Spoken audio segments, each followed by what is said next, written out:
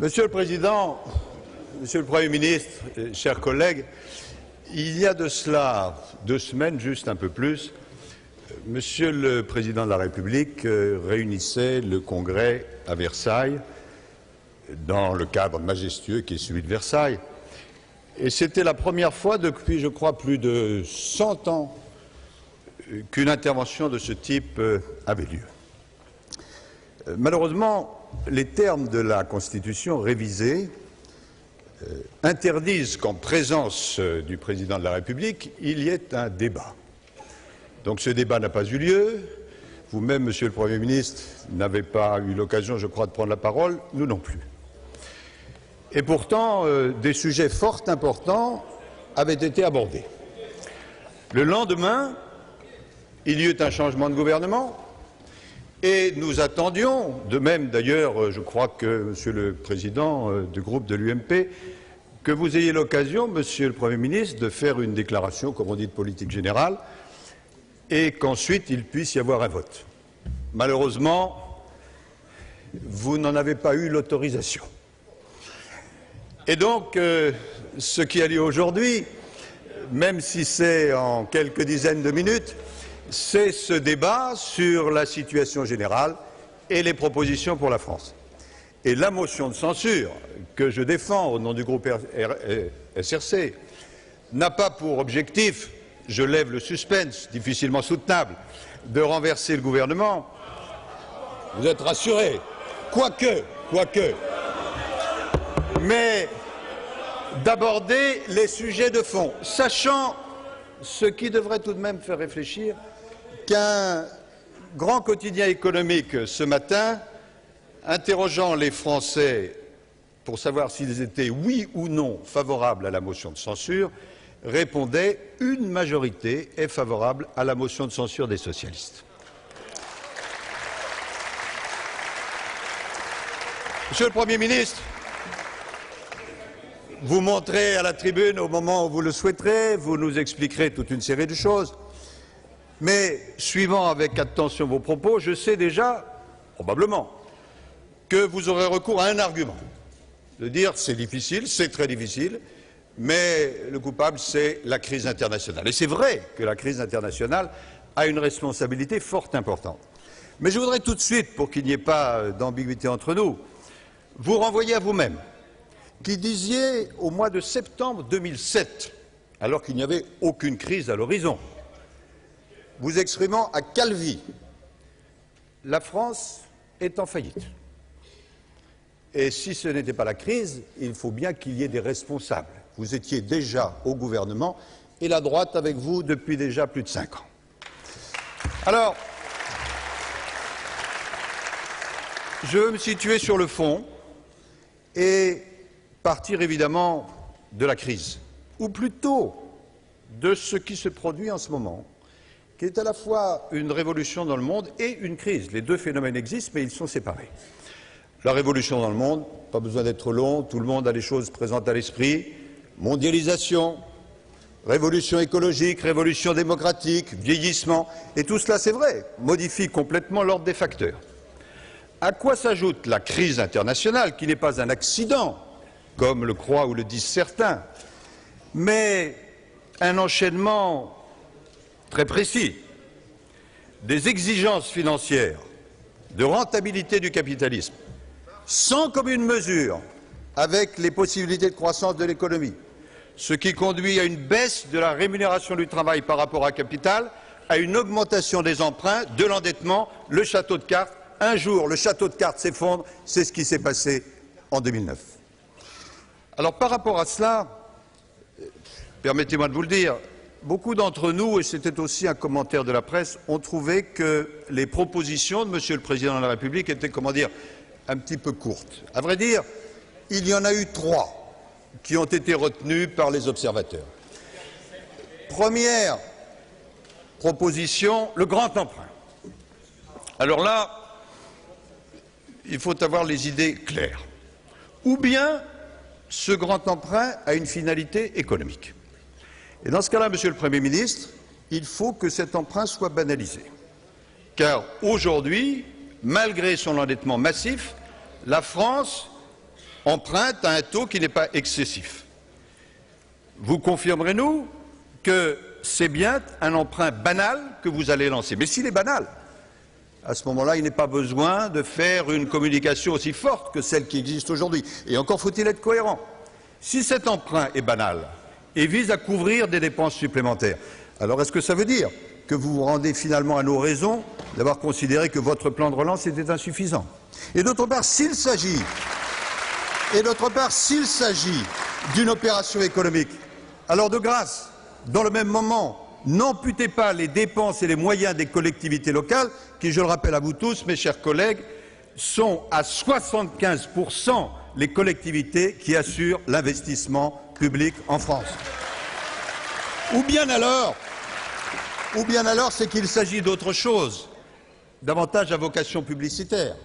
À ce moment-là, ça coûtera beaucoup plus cher. Ça portera le nom du président de la République. Ce sera proposé juste quelques jours avant les élections régionales. Et je crains fort que dans le choix qui s'opère, ce soit vers le deuxième terme que votre inclination vous porte. Nous vous entendrons avec plaisir sur ce point. C'était en tout cas la première réponse, elle n'est pas à la hauteur du défi. La deuxième, c'était, oui, le fait annoncé par le président de la République que l'âge de la retraite allait être reculé. Le ministre en charge à l'époque, qui a changé, c'était M. Hortefeux, a même dit « retraite portée à 67 ans ». Si, je vous ai entendu. Alors je le dis d'une manière extrêmement claire. Si c'est cela la réponse que vous pensez être la bonne à la crise mondiale et à la crise financière, vous passez complètement à côté de la question. Car au-delà de tous les arguments qu'on peut donner sur ce sujet, pas besoin d'être un grand spécialiste pour comprendre qu'alors même qu'en France, aujourd'hui, la plupart des salariés sortent de l'entreprise parce qu'ils ne peuvent pas y rester à 52, 54, 58 ans, porter l'âge de la retraite à 67 ans, cela veut dire, qu'on le veuille ou non, réduire les possibilités de la retraite. Cela, nous ne l'accepterons pas. Mais, Monsieur le Premier ministre, il y avait une surprise pour le lendemain du discours présidentiel. C'était l'annonce dont nous discutons ces jours-ci de la généralisation du travail du dimanche, qui là non plus n'est pas une solution. Et puis, il y a eu tous ces discours magnifiques, l'un d'entre eux en particulier tenu devant l'Organisation internationale du travail. C'est vrai que lorsque le président s'exprime, en particulier à l'étranger, sur les questions sociales, il parle impeccablement à gauche, mais lorsqu'il agit revenu sur le sol national, il agit toujours à droite, et cela, nous ne l'acceptons pas non plus.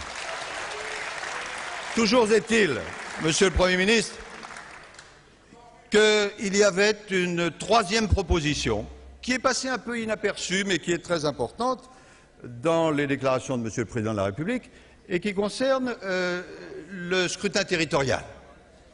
On nous a dit qu'il va y avoir une réforme territoriale. Vous allez peut-être nous la préciser. Nous ne sommes pas ennemis d'une certaine réforme territoriale. J'en parlerai dans un instant tout à l'heure. Mais s'il s'agit, et nous croyons comprendre qu'il s'agit de cela, de manipuler le scrutin territorial pour faire en sorte que des départements et des régions de gauche soient gérés par la droite, alors ça non plus, nous ne l'accepterons pas.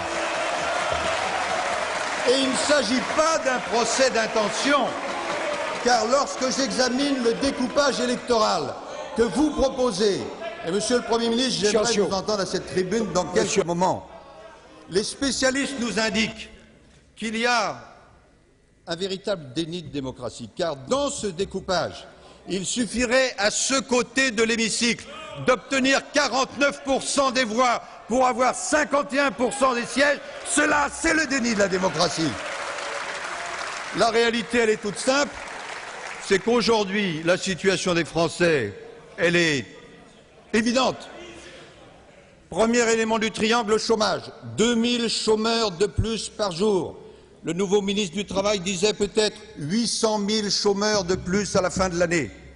Deuxième réalité, le commerce extérieur, qui est la clé de la compétitivité.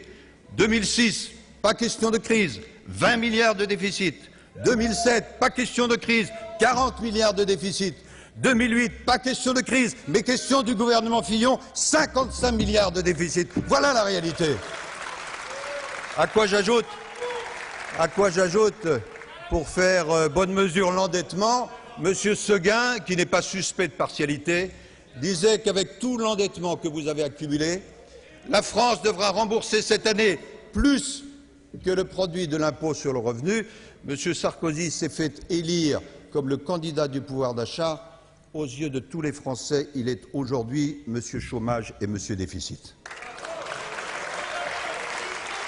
Monsieur le Premier ministre, mes chers collègues, on nous demande des propositions. Alors les voilà. Sachant... Je vous en prie. Je vous en prie. Je vous en prie. Je vous en prie. Monsieur Raoult, je vous entends crier. Vous me faites penser à cette formule de Cocteau qui disait de quelqu'un comme vous, il parle au-dessus de ses moyens. Bon. S'agissant de nos propositions, à court terme, Monsieur le Premier ministre, nous vous demandons de suspendre le bouclier fiscal dont M. Goulard, avec honnêteté, a précisé hier que pour les 100 premiers bénéficiaires qui sont à la tête de patrimoine de plus de 15 millions d'euros, cela représente un chèque annuel du Trésor public à leur égard de plus d'1 million d'euros. C'était déjà inacceptable en période habituelle. Cela devient proprement scandaleux quand il y a la crise financière. Je vous en prie. Nous vous proposons, deuxième mesure, de suspendre les dizaines de milliers de suppressions d'emplois publics auxquelles vous vous apprêtez à procéder. Vous dites, mon idéal, le cœur de mon action, c'est l'emploi, c'est l'avenir, alors que dans l'éducation nationale, clé de l'avenir, vous allez supprimer plus de 10 000 postes à nouveau. Et puis, nous vous demandons en urgence d'allonger l'indemnisation, pas seulement pour les CDI qui ont fait l'objet d'une mesure bienvenue, mais aussi pour les travailleurs précaires et aussi pour les CDD, parce qu'il y a là des centaines de milliers d'hommes et de femmes, il y en a beaucoup dans vos circonscriptions qui n'auront rien si l'on ne change pas la donne. Bien sûr, il faut une vision plus générale, qui passe d'abord, Monsieur le Premier ministre, par une croissance solidaire.